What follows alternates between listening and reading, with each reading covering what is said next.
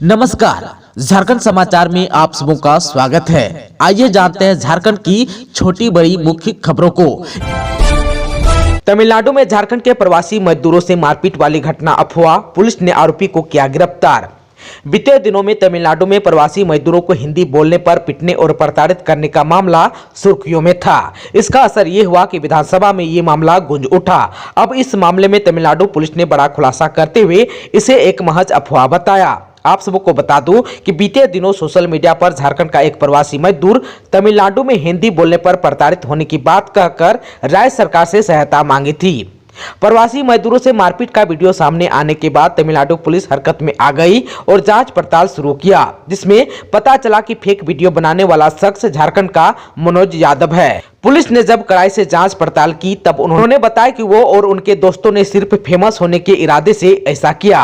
फिलहाल मनोज पुलिस की गिरफ्त में है। पुलिस को उन्होंने ये भी बताया कि वो इस राज्य में पिछले 26 वर्षों से है और उन्हें कोई परेशानी नहीं है, बस लोकप्रियता के लालच में उन्होंने ऐसा कर दिया। मनोज ने अपनी इस हरकत के लिए माफी भी मांगी है।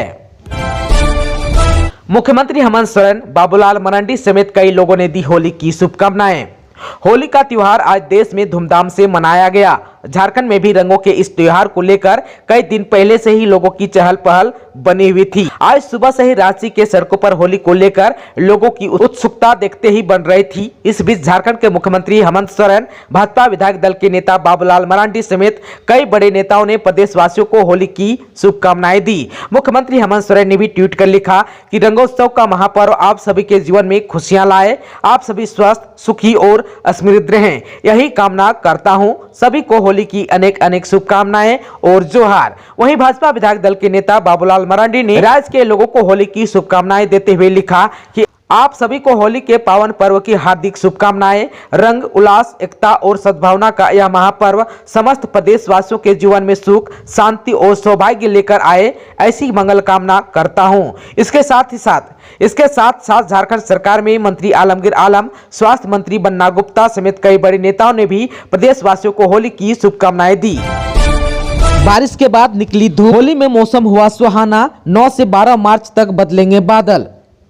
झारखंड की राजधानी रांची सहित आसपास के कई इलाकों में बारिश हुई। आसमान में बादल छाए हुए थे और तेज हवा भी चली। बादल और हवाओं की वजह से लोगों ने ठंड महसूस की। हालांकि दोपहर होते होते आसमान साफ भी हो गया और धूप खिली। कुल मिलाकर होली में झारखंड का मौसम सुहाना रहा। सुहाने मौसम में लोग होली मनाए।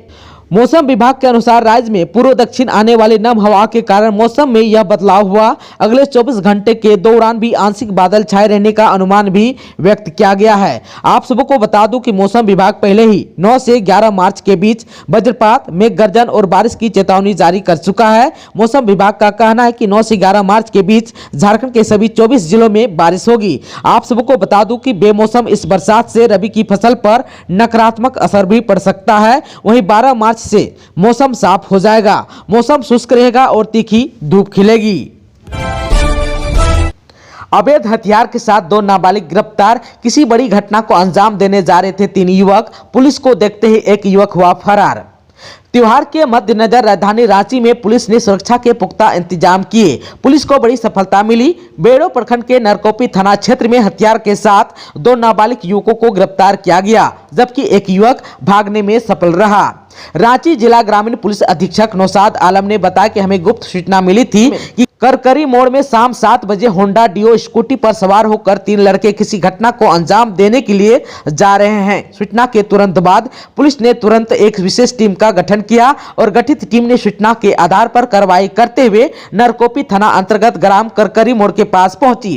पुलिस को देखते ही स्कूटी पर सवार 3 लड़के भागने लगे। पुलिस ने तीनों को दौड़कर पकड़ने की कोशिश की, जिसमें से 2 इसके हाथ लग गए, जबकि एक युवक भागने में सफल रहा। गिरफ्तार लड़कों की तलाशी लेने पर इनके स्कूटी की डिक्की में रखी एक रिवॉल्वर मिली, जिसका कागजात मांगने पर इनके द्वारा किसी प्रकार का कोई वैध कागजात नहीं दिखा सके। पूछताछ के दौरान यह अपना अपराध भी स्वीकार किया।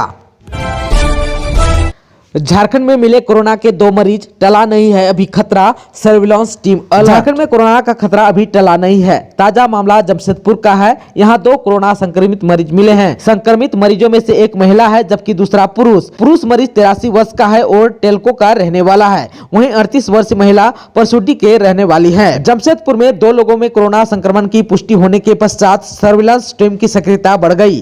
टीम अलर्ट पर है। बताया जाता है कि दोनों मरीज किसी अन्य बीमारी के इलाज के लिए टाटा मोटर्स अस्पताल में भर्ती हुए थे, लेकिन रूटीन जांच के दौरान दोनों पॉजिटिव पाए गए। फरवरी माह में भी कोरोना के 2 मरीज मिले थे।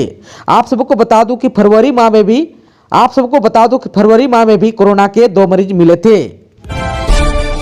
सलाखों के पीछे भेजा गया 125 करोड़ इंजीनियर, ईडी की रडार पर झारखंड के कई सफेद पोस्ट। मनी लॉन्ड्रिंग मामले में गिरफ्तार ग्रामीण विकास विभाग के निलंबित चीफ इंजीनियर वीरेंद्र कुमार राम को मंगलवार की शाम 4 बजे ईडी के विशेष न्यायाधीश पीके शर्मा के कांके रोड स्थित जज कॉलोनी की आवासीय कार्यालय में पेश किया गया, जहां से उसे न्यायिक हिरासत में लेते हुए बिरसा मुंडा केंद्रीय कारा होटवार भेज दिया गया। इसकी अगली पेशी होली के बाद 9 मार्च को होगी। ईडी ने 22 फरवरी को वीरेंद्र को गिरफ्तार किया था। 23 फरवरी को कोर्ट में पेश किया गया। 24 फरवरी को कोर्ट की अनुमति के बाद उसे अपने कब्जे में लेकर 12 दिनों तक पूछताछ की अवधि 7 मार्च को पूरी हो गई। पूरी होने के बाद उसे कोर्ट के समक्ष पेश किया गया, जहां से उसे जेल भेज दिया गया। पुलिसकर्मी बॉयफ्रेंड के साथ पत्नी ने कर दिया पति का कत्ल, उग्र हुए ग्रामीण। पुलिसकर्मी बॉयफ्रेंड के साथ मिलकर महिला ने अपने पति की हत्या कर दी। मृतक की पहचान लेंदा मुंडा के रूप में की गई। हत्या का आरोप लेंदा मुंडा की पत्नी कंचन और उसके प्रेमी इलियाजर कुजूर पर लगा है। इलियाजर कुजूर पुलिसकर्मी है। सनसनीखेज हत्याकांड की यह वारदात राजधानी रांची के लापुंग थाना क्षेत्र की है। आप सबको बता दो कि मृतक लेंदा मुंडा की पत्नी कंचन और पुलिसकर्मी इलियाजर कुजूर के बीच पिछले कुछ वर्षों से प्रेम प्रसंग चल रहा था। पहले तो प्रेमी युगल छिप कर मिलते थे, लेकिन हालिया कुछ दिनों से उनका इश्क जग जाहिर हो गया था। लेंदा मुंडा को जब पता चला तो उसने इस प्रेम संबंध का विरोध किया। इसकी कीमत उसे जान देकर चुकानी पड़ी। इधर जो है मृतक के छोटे भाई बिरसा मुंडा का आरोप है कि पुलिस प्रशासन हत्यारोपी कंचन और उसके प्रेमी को बचाने का प्रयास कर रहा है। आरोपी को जानबूझकर छिपा दिया गया है। इस बीच आक्रोशित ग्रामीणों ने थाना का घेराव किया और पुलिस के खिलाफ जमकर नारेबाजी भी की। ग्रामीणों की मांग थी कि आरोपियों को उन्हें सौंप दिया जाए।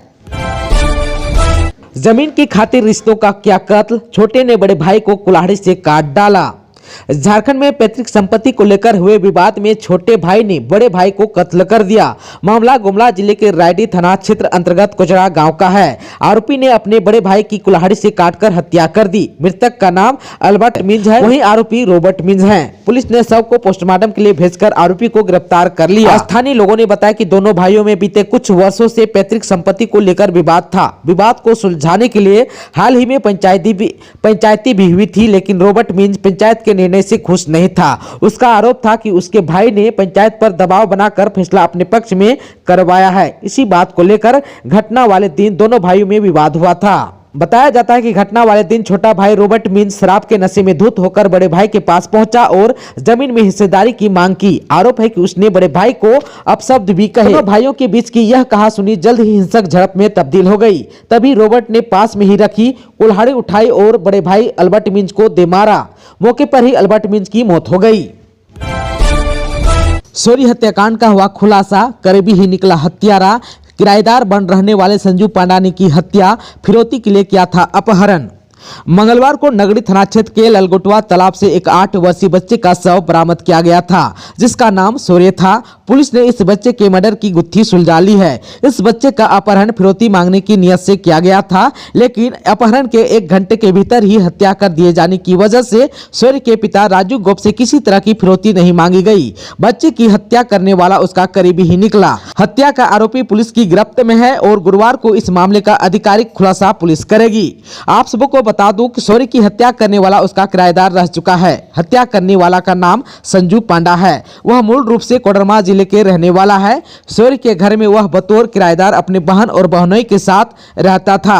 बाद में वह अपने बहन और बहनोई से अलग होकर पंडरा में रहने लगा था। यहाँ वह गलत संगत में पड़ गया था, जिस वजह से उसके ऊपर काफी कर्ज हो गया था। इसी कर्ज को चुकाने के लिए उसने सूर्य के अपहरण की साजिश रची थी, लेकिन सूर्य के पिता से फिरौती की रकम मांगने से पहले ही उसने उसकी हत्या कर दी। आप सबको बता दूं कि पुलिस से मिली जानकारी के अनुसार संजू पांडा ने शौर्य का अपहरण करने से पहले कई दिनों तक उसकी रेकी की थी। इस दौरान उसने देखा कि शौर्य हर शाम कुछ न कुछ खरीदने के लिए दुकान की ओर जाता है। 3 मार्च को भी उसने वही किया था। इस बीच दुकान के पास ही संजू पांडा कार के साथ खड़ा था। यहाँ शौर्य को देखकर उसने उसे बुलाया और बातचीत की। शौर्य के हाथ में चिप्स का पैकेट था। संजू ने उससे चिप्स लेकर खाया भी। इसके बाद उसने उसका अपहरण कर लिया, पर ले जाने के क्रम में शौर्य हल्ला मचाने लगा। तब संजू को समझ में नहीं आया कि क्या किया जाए। इसी दौरान उसने उसकी हत्या कर दी और तालाब के पास शव को फेंककर कोडरमा भाग गया।